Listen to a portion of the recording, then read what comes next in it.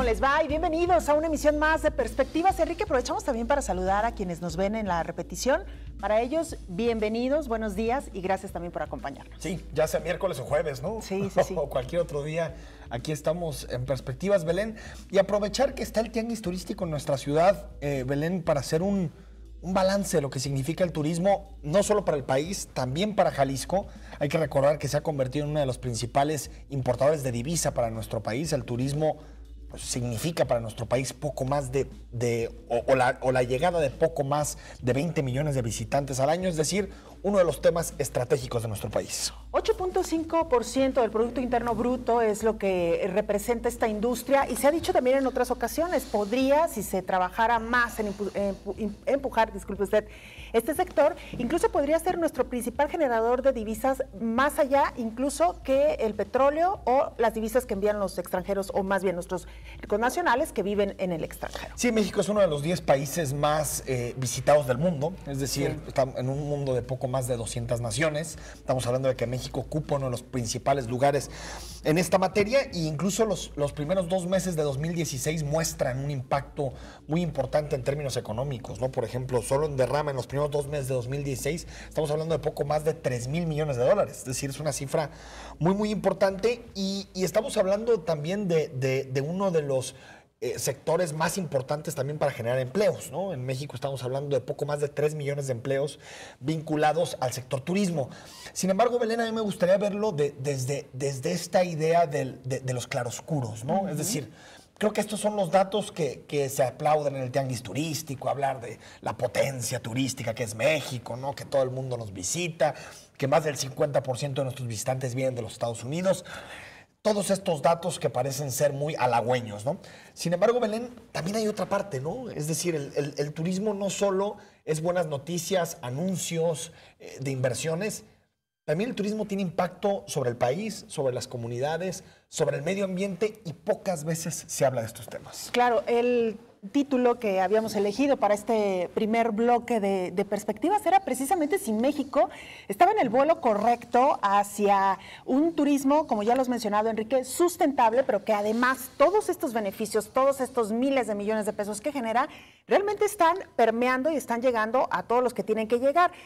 Vamos empezando, si te parece, Enrique, por el tema de los salarios. Un reporte del Instituto Nacional de Estadística y Geografía, mejor conocido como INEGI, que se denomina Cuenta Satélite del Turismo en nuestro país, consigna que hoy por hoy los salarios que reciben los prestadores de servicios turísticos están por debajo de la media nacional.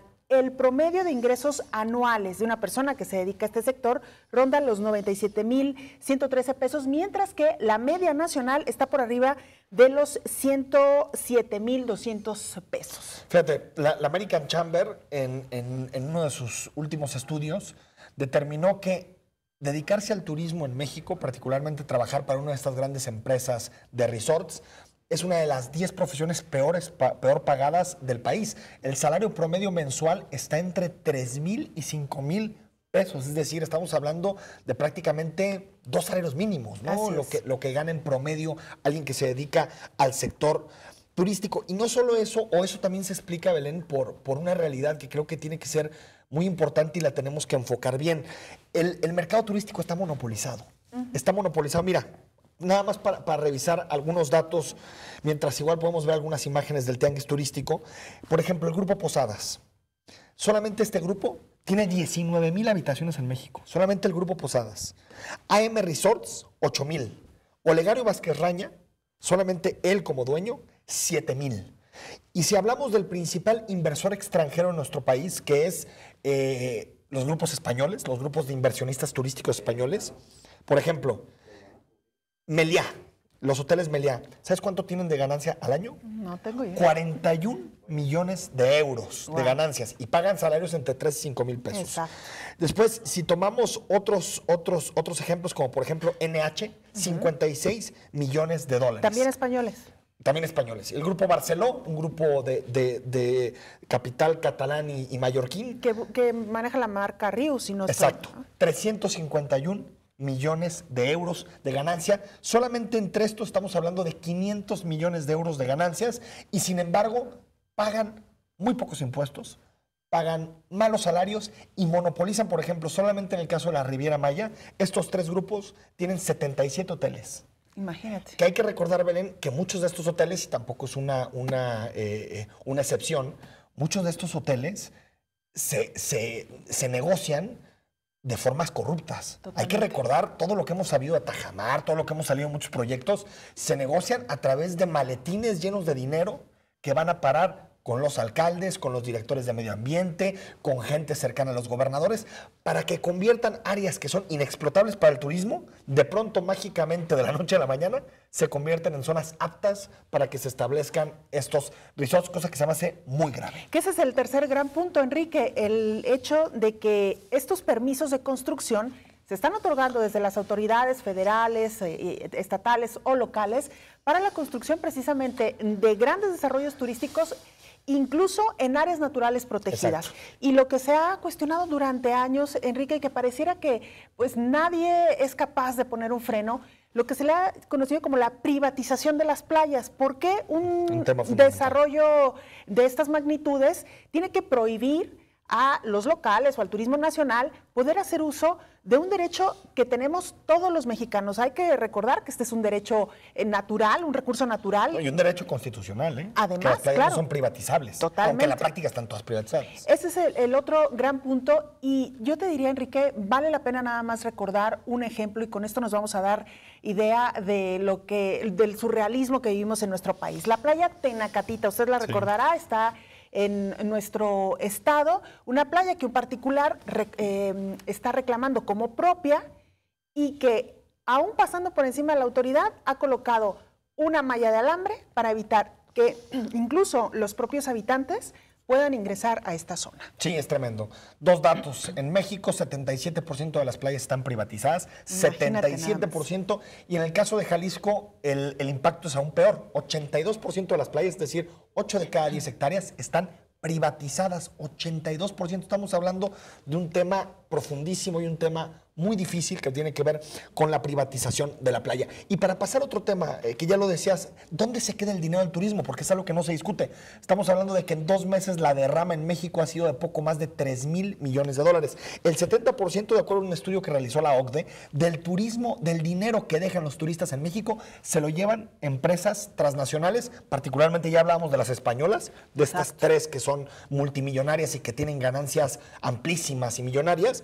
Sin embargo, al final, el impacto, digamos, los beneficios de este modelo turístico no se queda en las comunidades, no se queda ni con la población de Benito Juárez en Cancún, ni con la población de Tenacatita, ni con la población de ninguno de estos espacios. Se queda en los portafolios de inversión, en los portafolios de ganancias de todas estas transnacionales. Y creo que cada que se nos vende que hay derramas, que estamos avanzando, que cada vez a México vienen muchas más personas, creo que el debate debería ser ¿para qué? ¿Para qué queremos que vengan más si al final 7 de cada 10 dólares que dejan en la economía se los van a llevar? Claro. Los salarios son míseros. El impacto sobre el medio ambiente es estructural, lo hemos visto, cómo se han acabado playas, manglares, islas. ¿Para qué queremos? Yo digo que ese modelo de turismo no lo queremos. Claro, y que además, Enrique, lo comentábamos mientras planeábamos este tema, si existen en el mundo otros modelos de desarrollo de turismo que sí están atendiendo la parte de la sustentabilidad y que sí están siendo incluyentes en el sentido de involucrar a toda una comunidad precisamente en la prestación de servicios, pero a la vez también en la ganancia de esta prestación de servicios. De entrada, por ejemplo, se tiene que repensar muy bien, Belén, un modelo que ha sido muy perjudicial. El modelo que le llaman del todo incluido. El modelo de voy a un lugar, me encierro en un hotel, no hay ningún tipo de vínculo y prácticamente estas personas no salen ni a cenar, ni a pasear, ni a ningún lado en los pueblos a donde van. Es decir, yo pocas veces entiendo ese tipo de turismo, pero bueno, tiene un éxito, sobre todo los Spring Breakers, estos en Cancún, en Puerto Vallarta, tiene un éxito tremendo. Por ejemplo, en el caso de España, que es uno de los casos que pude revisar, se ha regulado de una manera muy clara, particularmente en las ciudades del norte de España. En el caso de Francia prácticamente están prohibidos y erradicados, es decir, porque generan impactos muy nocivos, generan mucha contaminación, mucha basura, mucho impacto sobre la población, sobre la comunidad, y creo que es momento de repensar ese modelo, de decir, nos conviene ese tipo tipo de turismo en México, el turismo todo incluido, que no genera prácticamente ninguna derrama económica más que para los resorts, ¿no? Más que para las cadenas hoteleras. Claro. En realidad, sobre la población prácticamente no hay ningún impacto. Y yo creo, Belén, también abonando este tema, que es importante que se empiece a discutir a nivel nacional el modelo turístico que queremos para los siguientes años. Quien lo ha hecho muy bien hasta ahorita, aunque tuvo años muy malos, fue Costa Rica. Costa Rica ya empieza a tener un ecoturismo más sustentable, mucho más cimentado en tratar de proteger a la naturaleza y al medio ambiente a partir de los últimos 5 o 6 años, después de que vio los impactos tan nocivos que hubo sobre muchísimas reservas naturales en este país. Creo que es un modelo al que podemos aspirar, en el sentido de decir, qué bueno que vengan millones de turistas, pero que vengan a respetar el medio ambiente y sobre todo a dejar derrama sobre las comunidades a las que llegan. Y me parece, Enrique, que desde este punto de vista también las comunidades tendrían que reclamar un poquito más, involucrarse también. Ya hay por ahí algunos pequeños esfuerzos, incluso lo comentábamos, estos hoteles boutiques, que incluso existen ya en Guadalajara. Y que respetan al medio ambiente, claro. Y que además están asentados en fincas, la mayoría de ellos históricas, que han remodelado, que preservan, y que además ofrecen muy buen servicio a sus clientes, mucho, ¿no? porque se tiene que cobrar mucho. Es decir, México no tiene que competir. 10 habitaciones, ¿no? Además. Exacto, no tiene que competir en el mercado turístico cobrando poco, pagando mal, dando mala comida. No, puede competir con nuestras tradiciones, con nuestro modelo, con buenos salarios, a partir de un modelo que realmente sea sustentable. Creo que este país, el modelo turístico, la idea de Cancún, después lo que pasó con Chalacatepec, ha sido cómo depredamos lo máximo posible para que estos resorts y cadenas transnacionales puedan llegar sin ningún problema. Y ojo, hablamos de 3 cadenas, Meliá, Barceló y NH. Más de 400 millones de euros en ganancias. ¿Cuánto pagan de impuestos? Exactamente. Eso es un buen dato. ¿Y se quedan en sus comunidades o no se quedan en sus comunidades? Antes de irnos a la pausa, y muy brevemente, yo nada más quisiera dejar un ejemplo también que ha funcionado bastante bien y que nos indica que no tienes que construir estos grandes desarrollos, Enrique. Colombia, en su Parque Tayrona, es una reserva natural impresionante, atraviesas todo un bosque antes de llegar a la playa, y el hospedaje que te ofrecen en esta reserva turística o reserva natural son hamacas y casas de campaña. Mira. Y es un éxito total con el turismo de jóvenes, particularmente extranjeros, que año con año están visitando esta reserva. Señor, y no tienes construido ni un hotel, ni un bungalow, nada, absolutamente. Hamacas y casas de campaña. Señores del Tianguis Turístico, también discutan esto, ¿no? No solo anuncien inversiones. Así es. Vamos a la pausa y regresamos.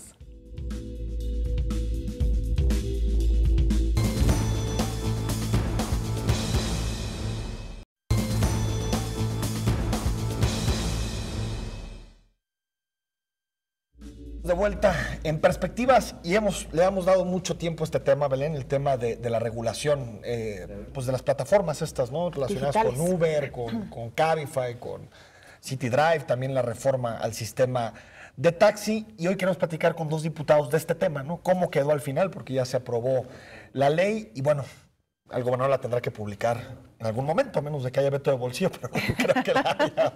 Vamos a ver esta cápsula que nos explica un poco por dónde anda el debate.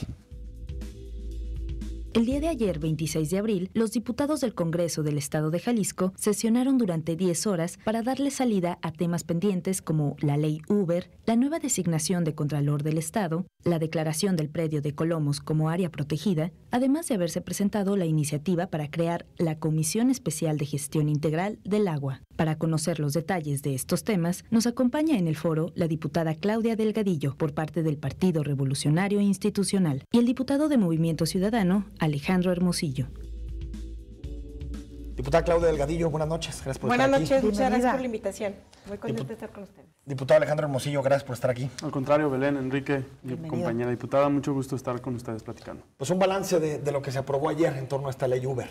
Bueno, primero decirte que los diputados de la fracción del PRI y los compañeros llegamos a un consenso y que, por supuesto, ya salió, ya se votó, ya hay una ley que regula, ahora sí, ley Uber será regular y, por supuesto, hay beneficios para quienes están manejando el volante, para los taxistas que ya tienen tiempo trabajando.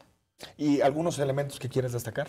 Bueno, uno de los elementos que me encantaría destacar es que quien tenga más de 3 años manejando, pues tiene un derecho preferente para obtener su permiso de taxi, y los que tengan 10 años automáticamente, la ley de, en esta nueva ley, la Secretaría de Movilidad estará haciendo los estudios técnicos para que ellos puedan acceder a tener un permiso y trabajar en forma directa. Estamos hablando del caso de los conocidos como taxis amarillos, pero en el caso de quienes prestan un servicio a través de estas plataformas digitales, diputado, había dos temas en particular que habían causado bastante revuelo. Uno, el tema de si se podía o no pagar en efectivo, aquí además no nos de con la ponemos de acuerdo en esta. Aquí había división de opiniones. No, pero bueno, ya perdí el debate, por lo que veo. Belén, perdiste. Y el otro tema es el de las tarifas dinámicas, que el asunto en DF, después del doble hoy no circular, nos puso en evidencia que estas tarifas dinámicas en algún momento pueden convertirse en un peligro. Sí, recapitulando un poco como la historia hasta llegar al día de hoy,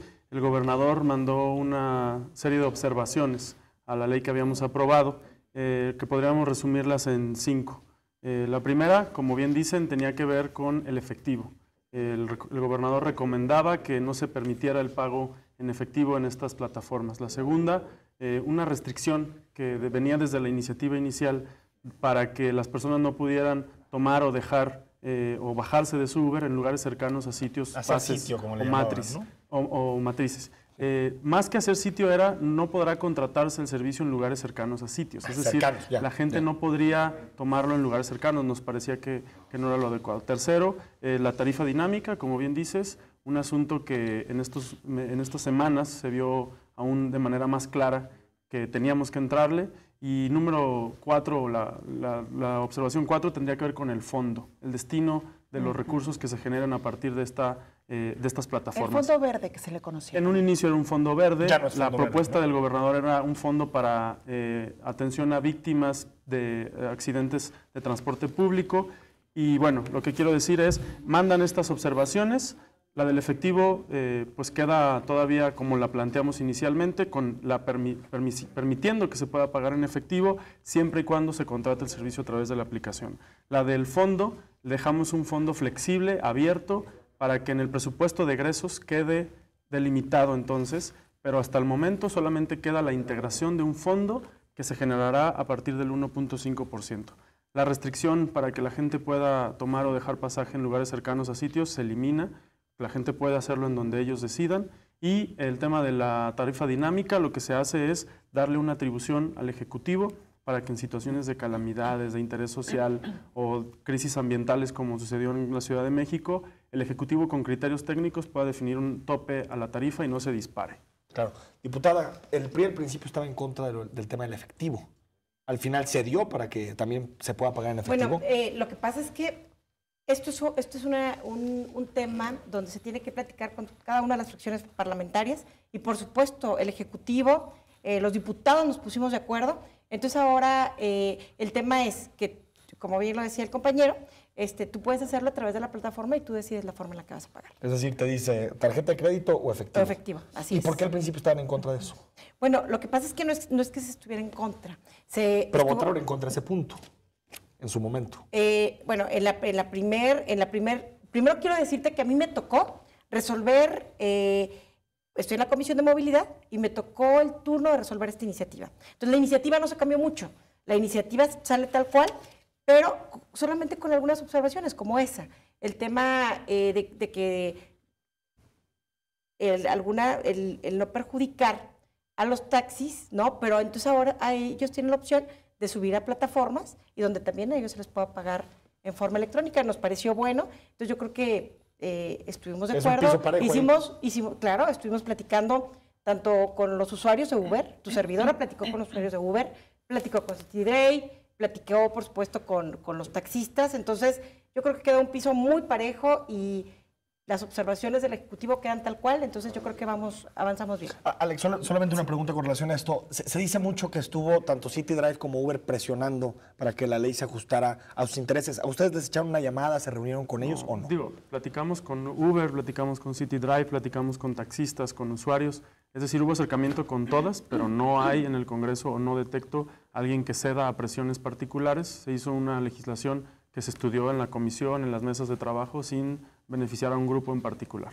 Diputada, yo quería retomar un poco lo que mencionaba anteriormente, la posibilidad de que los llamados taxis amarillos o tradicionales puedan utilizar estas plataformas también o aplicaciones. Así es. La pregunta en concreto es, ¿a través de estas aplicaciones entonces también se podría pagar con tarjeta para taxis amarillos? Sí, claro. De hecho ya hay algunos taxis que ya tienen las aplicaciones en una plataforma. Entonces, el tema es que la modernidad nos llevó entonces a utilizar plataformas y que los usuarios y quienes estaban regulados, que eran los taxis amarillos, los taxistas tradicionales, entonces ahora pueden tener la opción de también tener sus plataformas. Claro, el sitio 40, por ejemplo, de las Águilas. Así es, el también sitio 40. ya comenzó con ese tema. Es decir, como homologar, digamos, tanto para unos como para otros, la opción de pagar en efectivo o con tarjeta. Que el usuario es el que decida.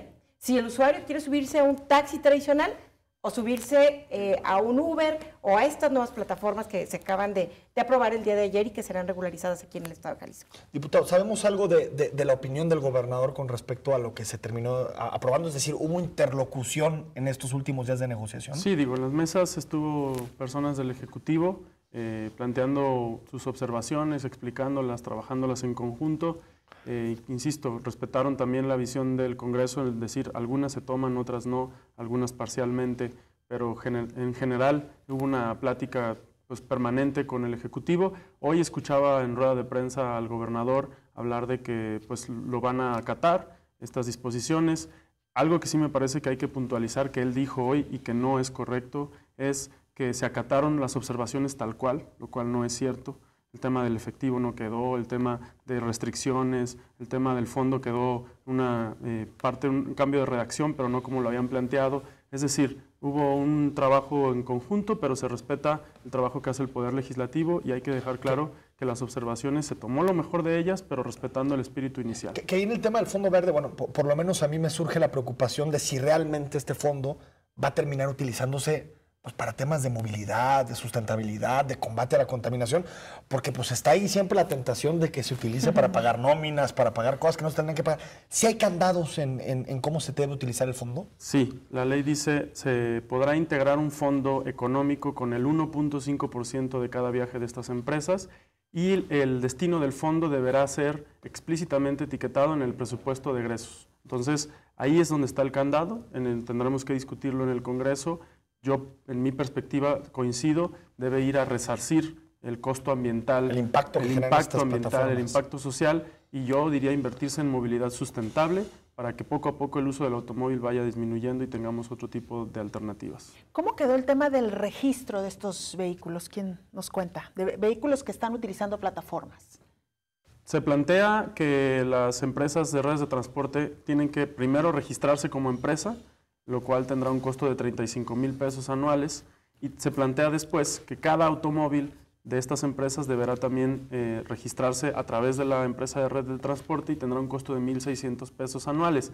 Faltan los detalles, tiene el Ejecutivo 60 días para publicar su reglamento, en donde dirán con detalle cuándo se abre la ventanilla, si va a ser de manera electrónica, presencial, o cuál va a ser la forma administrativa en que se va a hacer, pero sí queda ya estipulado que la Secretaría de Movilidad es la encargada de recibirlos y que el mecanismo será el que les platicaba con estos costos. Diputada, y la seguridad social de los choferes, porque se discute mucho esto, no solo de los taxistas tradicionales, sino también de los choferes de Uber, que prácticamente ninguno tiene seguridad social y su patrón prácticamente nunca les paga nada. ¿Se discutió algo y quedó algo?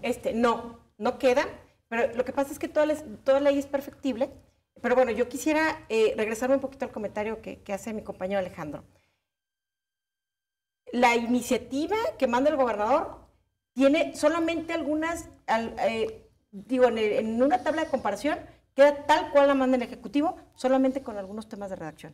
Yo quiero ser muy clara porque además el Ejecutivo fue muy responsable y además se ha metido a trabajar en este gobierno se han metido a trabajar en el tema de movilidad. Y ha sido muy claro, por ejemplo, en el tema de los macrobuses, el tema de la línea 3 del tren eléctrico, el tema de bici. Entonces, quiero decirte que en este tiempo que tiene Aristóteles gobernando, por supuesto que se ha metido a fondo y que sí fue una iniciativa y tenemos que reconocer que el gobernador del estado se metió y que durante 18 años de gobierno panista nunca se hizo. Quiero dejarlo muy claro porque así fue. No coincido. Me tocó estudiar el tema desde el inicio hasta el fin, participar en todas las mesas, generar foros de discusión. Pues los elementos más importantes de la iniciativa fueron evidentemente modificados en base a lo que surgió de esos foros. El efectivo, insisto, las restricciones que se le querían poner. En un inicio incluso se planteaba una forma distinta de clasificación del transporte.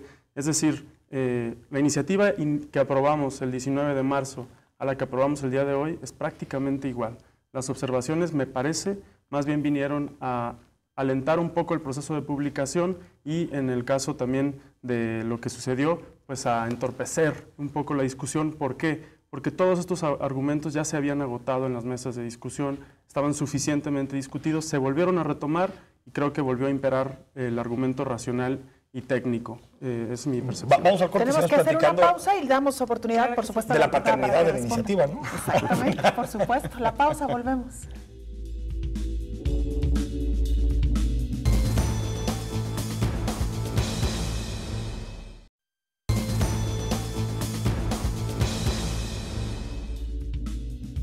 Estamos de regreso esta noche en Perspectivas, día para quienes nos están viendo en la repetición o en cualquier otro día.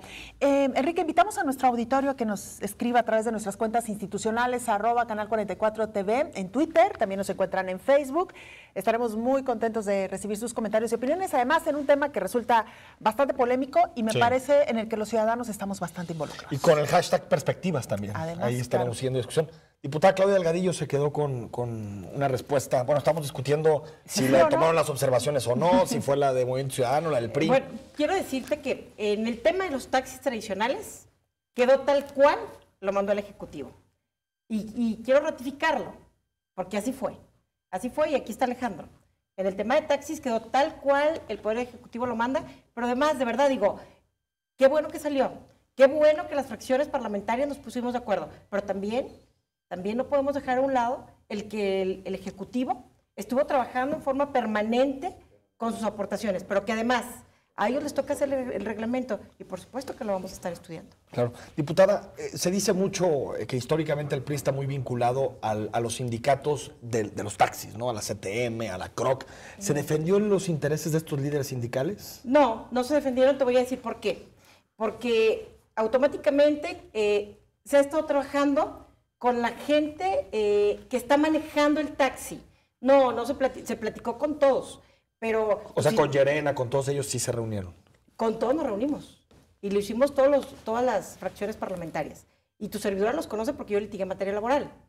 Pero eso no significa que estuviera defendiendo a uno u a otro. ¿No les dijeron, oiga, opónganse en el tema del efectivo, por ejemplo? No, para nada, no, nada. No. Oiga, diputada, en ese sentido, bueno, me parece que hay ya una ley clara también para los taxis tradicionales, por ejemplo, el uso del taxímetro. La realidad es que en el día a día es una ley que no se está respetando. En ese sentido, ¿qué se tendría que hacer? ¿Reforzar la ley? ¿Reforzar las sanciones? Mira, ¿qué tenemos que hacer? Con lo que acabamos de aprobar ayer, como bien lo decían ustedes ahorita fuera del aire, ¿no? La verdad es que es una buena ley. Y es una buena ley que va a llevar a cada uno de los choferes del transporte a mejorar su servicio. Hablamos del taxi tradicional o de las nuevas plataformas y que ahora el usuario decide con quién trasladarse. Pero estoy segura, de verdad, que además que es una excelente ley, que todavía tenemos que abonarle, le vamos a abonar. Pero ahora el taxista simplemente se tiene que estar apegando y hacer un mejor traslado, un mejor servicio al usuario para poder estar compitiendo directamente con estas Ahora, diputado Alejandro Hermosillo, ¿cómo evitar que en estos nuevos permisos que se van a dar, en estas nuevas concesiones a los que tengan 3 o 10 años, a los que prueben haber tenido estos años, no se van a reproducir estos esquemas corporativos del pasado? Es decir, que no va a llegar el líder sindical o el empresario o quien sea y los va a acaparar estos permisos. ¿Qué va a evitar eso?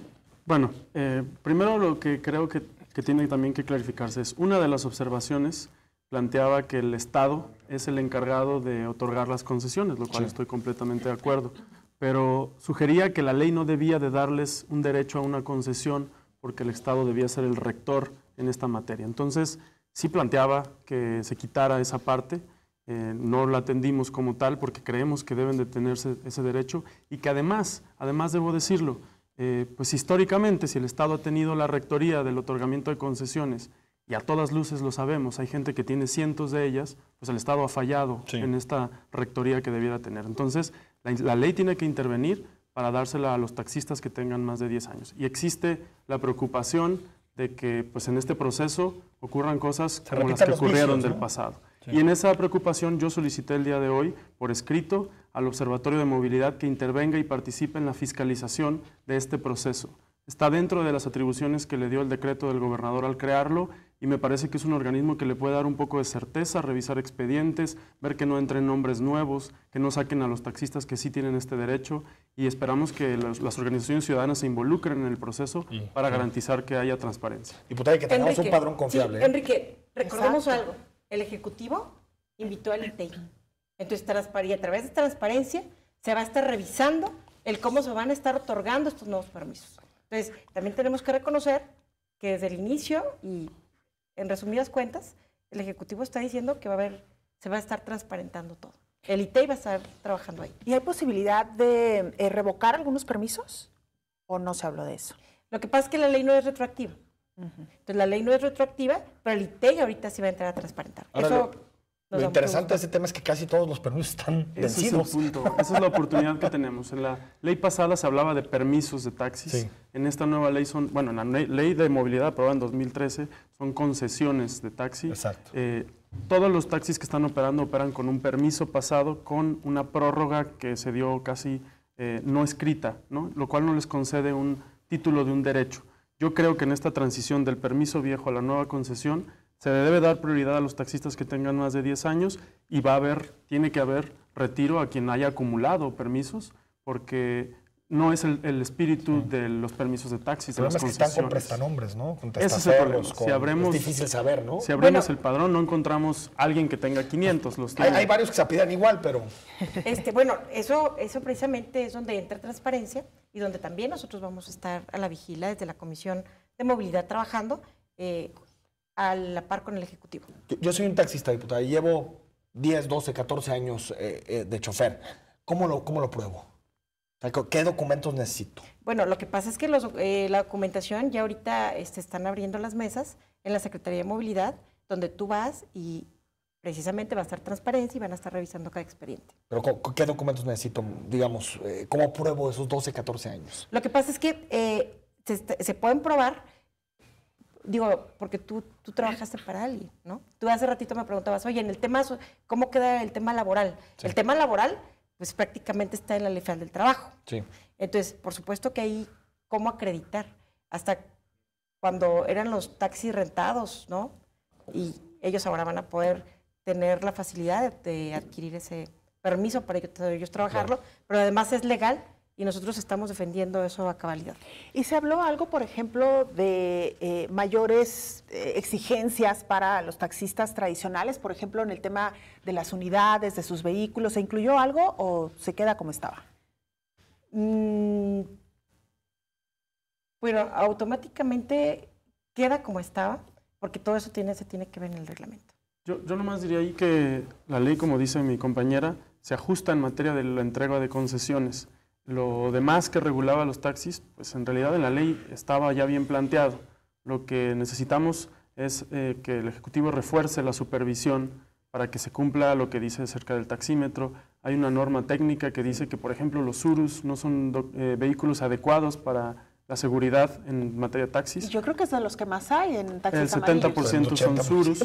Entonces, se necesita ahora intervenir para supervisar. El gobierno del Estado ha planteado algunos créditos para que se acerquen taxistas, pero todavía faltan muchas acciones y creo que una de ellas muy importante es la autoridad, en este caso la Secretaría de Movilidad, tiene que reforzar la vigilancia, que se cumpla la ley en materia de taxis y si no, que se retiren concesiones. Un punto también importante es, creo que todos los que hemos utilizado un taxi nos hemos dado cuenta que muchas veces no cobran con el taxímetro, que a veces... La mayoría no lo hace. Sí, se niegan. Y mucha gente identifica al taxista como el culpable de esto, pero la verdad es que no lo es.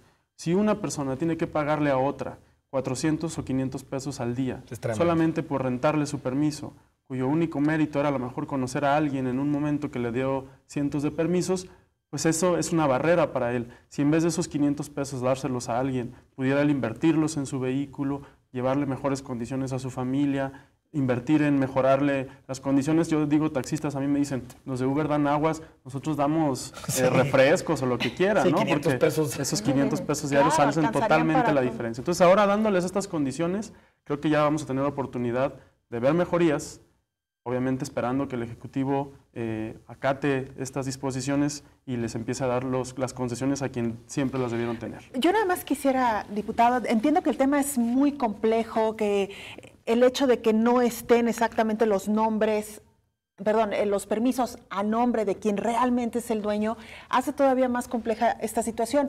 A lo que quiero llegar es a lo siguiente.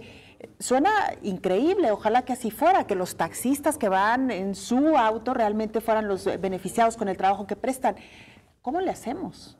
O sea, ¿realmente ustedes están viendo una posibilidad de que estos padrones se limpien y que realmente los que queden ahí en estos permisos son los que realmente están conduciendo un taxi? Sí. La iniciativa que trabajamos, la iniciativa de los taxis, la presentamos la fracción de Movimiento Ciudadano y resultó a partir de una plática con taxistas. Y ellos nos decían, oye, mi permiso no está vigente. El permiso que yo utilizo, pues que es de alguien más, no está vigente. Es el momento adecuado para que no se lo renueven y para que se lo den a quien le debió tocar, que es al taxista que tienen 10, 15 o 20 años. En esta transición sí hay oportunidad de que se echen para atrás todos los que se dieron irregularmente y se le den a las personas a las cuales les acabamos de dar un derecho. El proceso, como dices, es complicado, por eso solicitamos que el observatorio entre y también creo que vale la pena decirlo. Los taxistas que hoy nos están viendo, que quieran acceder a este permiso, a esta concesión propia y que tengan más de 10 años, hay un documento que se llama Constancia de Antigüedad que tiene que expedir la Secretaría de Movilidad. ¿Constancia de antigüedad? Así es, cuando tú te inscribes en el registro de transporte, cuando dices quieres solicitar una licencia C2, que es la licencia de taxistas, te inscriben en el registro de transporte y si pasan ciertos años y tú en esos años puedes demostrar que seguiste vigente, ¿cómo lo puedes demostrar? Con credencial vigente de trabajo, incluso con multas, porque la autoridad te está certificando que como taxista tuviste una multa, con documentos diversos de la Secretaría de Movilidad, te lo garantizan y te dicen, tienes tú garantizados en constancia 15 años, 20 años. Antes de que llegue el proceso de ventanilla, yo le recomendaría a los taxistas que nos ven que vayan a solicitar su constancia de antigüedad para que inmediatamente cuando se abra, ellos puedan certificar que tienen los años y les entreguen su concesión como debe ser. Para antes, aquí yo les voy a dejar un documento que quiero que revisen. La propuesta y el trabajo que ha hecho este gobierno priista, ha sido de verdad el velar por el interés en el tema de transporte. Entonces no podemos hablar de que Movimiento Ciudadano es quien se está colgando una medalla que no le corresponde. De hecho, lo han hecho y han estado entregando algunos volantes que también se los traigo para su conocimiento, que lo hicieron en la calle. Entonces, tampoco eso es cierto, Alejandro. Lo cierto es que desde el 2014 el Ejecutivo del Estado ha estado trabajando, que se ha trabajado en cada uno de los planteamientos y que además ese volante ustedes lo empezaron a repartir cuando aún ni siquiera estaba aprobado el día de ayer. Entonces, el tema para la gente del PRI, para la gente que gobierna, es que el taxista tenga los derechos y que la gente que no tiene un permiso ahora sí lo tenga. Y que además se abre la puerta para que también las plataformas puedan entrar y puedan ser el usuario social que decide y tenga un buen servicio. La réplica, Alex. ¿Qué respondes? Bueno, aquí está el volante, dice, queremos que el taxi sea de quien lo trabaja, pero el PRI le sigue dando la espalda a los choferes. ¿A qué nos referimos con esto? El PRI votó en contra la reforma de las concesiones de taxis que aprobamos el 19 de marzo. Se aprobó con 24 votos, el PRI votó en contra, es una muestra clara de la postura del PRI, y cuando una aprobada, el gobernador observa esta ley y señala que la ley no debería de darle el derecho a la concesión, que eso le corresponde al Estado. Entonces, evidentemente esta ley no está funcionando ya, porque la observaron, y aún con el voto en contra del PRI se aprobó. Entonces, no estamos mintiendo, estamos diciendo claramente, hablan de mejoras en movilidad, yo le pregunto a la gente que utiliza el camión, el taxi, si ha visto alguna mejora. Tienen muchos años, dicen, trabajando en respecto, yo quisiera ver resultados, declaraciones como las que escuché hoy, diciendo que se aprobaron las observaciones, pues estamos llenos. Lo que queremos es ver mejoras en el taxi, mejoras en el camión, mejoras en los choferes, y no que se protejan sectores en particular, sino que se le dé pues el derecho a quien lo debió tener siempre. Vamos al corte. Se votó en contra. ¿Por qué tenemos que decir por qué se votó en contra? Porque ustedes solamente hablaban de que fuera 10 años. Y el PRI estaba proponiendo que la gente que tenía a 3 años trabajando pudiera meterse claro que sí. Diputada, ¿me dejan ir al corte? Claro, y de regreso adelante. entramos con esto. Vamos al corte.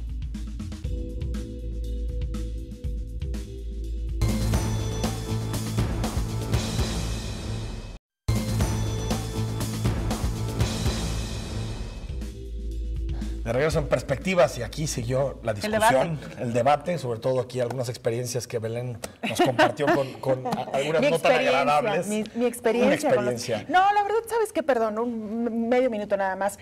Sí creo que los taxistas, los señores taxistas, los verdaderos señores taxistas, los deberían choferes, de ¿no? informarse mucho más de cómo está esta situación y realmente luchar, Enrique, por tener una regulación adecuada que beneficie al final a todos. Sí. O sea, al chofer y al usuario Totalmente, también, ¿no? Entonces, totalmente bueno, más adelante ahí comentamos la anécdota. Pero Bueno, nos quedamos en claro. Claudia Delgadillo. Sí, bueno, primero decirle aquí a mi compañero de Movimiento Ciudadano que observar y hacer una observación no es ir en contra. El Ejecutivo en un inicio habló únicamente de que fuera, de que sí se hiciera, que no fuera de manera inmediata, que se hiciera a través de estudios técnicos y a través del ITEI, para que ahora sí, quien está manejando el volante sea quien que sea el propietario del derecho de tener un permiso. Bueno, La última. Nada más para aclarar un punto, lo de los 3 años lo propusimos nosotros en la pasada ley que aprobamos, que es la misma que estamos discutiendo, pero a los 3 años se les da preferencia. Okay. Los que tengan más de 3 años tienen preferencia, pero a los 10 años se les da en automático ya un derecho. Y sí, como dice la diputada Claudia, nosotros fuimos un poco más radicales y le pusimos que se le otorgara inmediatamente. Hoy estamos pues corrigiéndolo y haciendo ajuste para decir, no le podemos decir que inmediatamente al Ejecutivo, porque tendrá que adecuar sus procesos administrativos, pero sí le decimos que el derecho no está negociado, que es en automático al cumplir 10 años, y en la votación, incluso cuando lo argumentaron, ellos exponían que no les parecía adecuado que se liberaran de esa manera las concesiones. Pero entonces, el hacer una observación no es ir en contra, porque tú dijiste no, que ir en estuvimos contra. Ir en contra es son observaciones, no es ir en contra. Votar en contra es ir en contra. Ustedes votaron en contra, No, después el por supuesto Ejecutivo que no. lo observó. No, la no fracción me del digas PRI, eso. ahí están las votaciones. No, ahí están las tengo, votaciones. además yo hice como salió. Ustedes Es como hicieron yo hice Uber, el pero en taxis ustedes votaron en contra. Jamás lo Eso hubiéramos votaron hecho, en no es contra. cierto. ¿No Hubo votaron en observaciones contra? y no va en contra. ¿No votaron en contra del tema de Ahí taxis? están las votaciones, diputada. Pero hay que revisarlas. Yo no necesito revisarlas. 24 votos se votó la ley de taxis, la ley de Uber se votó por unanimidad, pero 24 votos fueron como se aprobó la ley de taxis. Lo podemos revisar con todo gusto. Claro que sí, con gusto. Tenemos comentarios. Si me permiten brevemente nada más, algunos que nos llegaron sobre nuestro primer tema, que era turismo. Álvaro Ortega nos dice, soy totalmente de acuerdo con ustedes con respecto al turismo en México. Necesitamos un turismo que tenga conciencia del lugar que van a visitar. Son lugares que merecen todo nuestro respeto. Se debe preparar al turismo antes de que llegue de visita, que vengan a conocer, no a destruir. Nos dice Emanuel Nestor, otro modelo turístico que ha funcionado bien es el de pueblos mágicos, mejor que el turismo de playa. Mira. Totalmente de acuerdo. @Brichi L. El diputado Alejandro Morcillo como que no sabe que ya se aprobó. ¿O cómo? ¿Piensa que es debate? Bueno, sí, se aprobó la ley el día de ayer, ¿no? Sí, aprobó. Soy presidente de la mesa directiva. Letras políticas, perspectivas, reformas que bloquearon y votaron en contra, aunque nadie los eligió para diputados y solo representan y favorecen los intereses de su partido sobre los ciudadanos. También letras políticas, gracias a Dios, el PRI ya no es mayoría, hoy gana el usuario #de Merino. Lo interesante es por qué dejan votar la ley siendo que quien aplica no tenga interés cómplice. Bueno, no llegué a entender bien el argumento.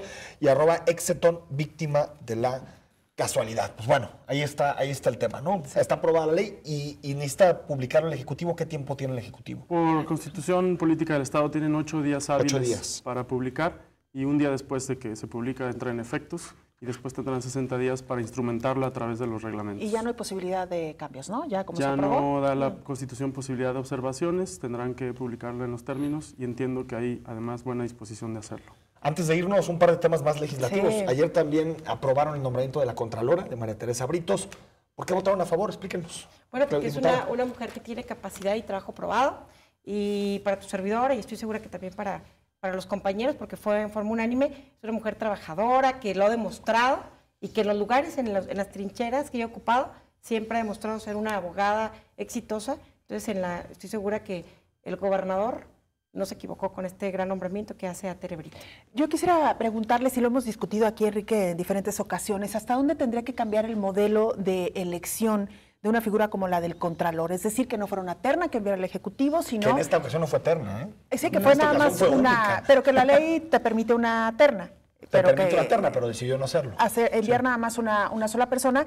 Pero lo que hemos dicho también es, ¿por qué no crear, digamos, consejos ciudadanos, no sé, es una idea, que pudieran realmente elegir desde el punto de vista del ciudadano y no desde el punto de vista político? Alejandro Hermosillo. Bueno, estoy totalmente de acuerdo.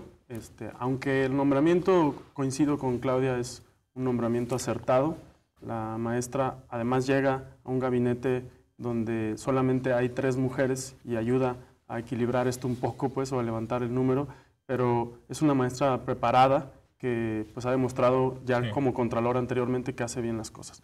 Pero no podemos estar sujetos a que pues la fortuna nos mande un buen perfil, ¿no?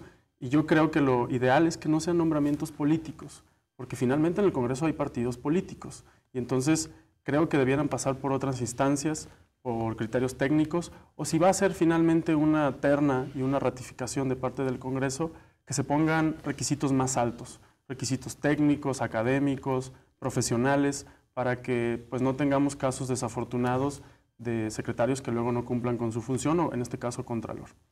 ¿Hay que cambiar el modo de elección del Contralor?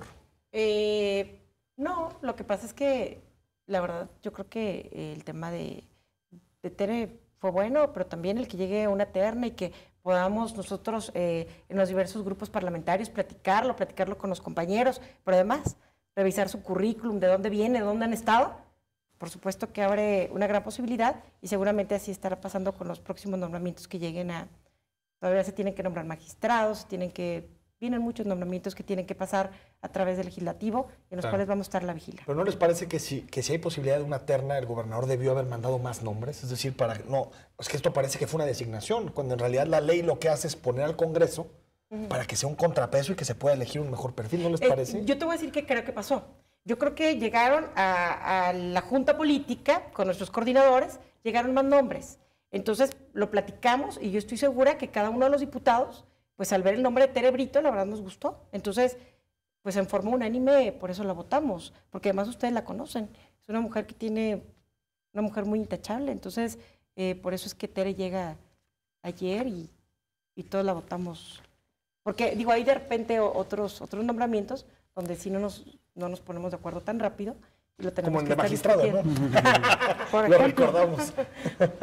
Diputado, y en este sentido también preguntarle, precisamente revisando estos modelos, ¿hasta dónde, me parece que no coincide con lo que dice la diputada, sí habría que alejar un poco el tema de la discusión política del nombramiento de los funcionarios? Sí, yo sí estoy de acuerdo en esa figura. Me parece que no puede quedar sujeto a la voluntad de una u otra persona. Puede que la voluntad sea buena, pero puede que no. Debe ser un mecanismo institucional que asegure que van a cumplir sus funciones. Incluso la ley no contempla o no consideraba lo que en este caso se llamó una ratificación, ¿no? El Congreso no eligió, no nombró, más bien ratificó, porque solamente mandaron una propuesta. Entonces, no la contempla como tal, considera que no dice que el gobernador tiene que mandar forzosamente un número, pero sí se acostumbraba, y en la ley más bien lo perfilaba, a que era una serie de nombres de los cuales el Congreso decidía. Insisto, me parece que en esta ocasión es un buen nombramiento, pero habría que estudiar el mecanismo de fondo, incluso también para magistrados, incluso para muchos otros cargos del Poder Judicial o Ejecutivo, que por su alta responsabilidad y por la figura que representan, en donde se requieren perfiles que no deberían de estar asociados a los partidos políticos, serviría más instancias técnicas, instancias ciudadanas, que sean realmente los que eligieran. Ahora ahí siempre te metes en un debate que es yo creo muy interesante, que tiene que ver qué potestad le das a estos grupos ciudadanos para elegir cuando no fueron votados por nadie, ¿no? Eso es, yo creo que, porque al final, por ejemplo, haces un grupo donde esté Coparmex, organizaciones de la sociedad civil, pero pues ¿quién votó por ellos para que eligieran este tipo de perfiles, no? Tienes que ser, yo creo que un balance, ¿no? Tal vez un grupo de expertos, ¿no? A lo mejor. Un grupo de expertos que pueda asesorar en el proceso, ¿no? Pero quitarle a los diputados una potestad así, Sí, Ya es está. Se hace que no es muy complicado. democrático. Es complicado. Casi nos tenemos que despedir, pero no quisiéramos dejar de abordar el tema de la regulación de Colomos como área protegida. ¿Qué alcance tiene esta decreto que ya se aprobó, diputada? Bueno, los alcances son el estar protegiendo estas áreas y que además también el Poder Ejecutivo tiene una gran responsabilidad de estar trabajando y además lo ha hecho a través de la secretaria de Magda. Hay muchos apoyos que se están haciendo, pero que además el legislativo los está respaldando, porque sí creemos nosotros que es un tema que afecta a todo el Estado y que nos vamos a seguir metiendo, pero que además yo creo que en estos meses que han transcurrido hemos transitado en ponernos de acuerdo las diversas fuerzas políticas, no únicamente en un tema, no únicamente en el tema de cómo regular a las plataformas, sino en muchos de los temas 15 que se han segundos, agotado. Colomos, Diputado. Alexis sí. Bueno, es un acierto, me parece. El área natural protegida impide que constructores y demás quieran desarrollar ciertas cosas ahí. Tendremos que ir por más áreas naturales protegidas, en Huentitán, en muchos otros lugares, y pues creo que en eso estamos unidos todos, defender nuestros bosques, nuestros espacios públicos que cada vez son menos, y nada más recalcar en estas ciudades hay más coches que árboles, necesitamos defender nuestras áreas verdes. Totalmente. Muchísimas gracias a ambos. Gracias a por habernos ustedes, acompañado. gracias. Gracias a usted por haber participado y estar pendiente de este programa. Enrique, nos vemos el próximo viernes, 9 de la noche, la próxima cita con usted. Personaje.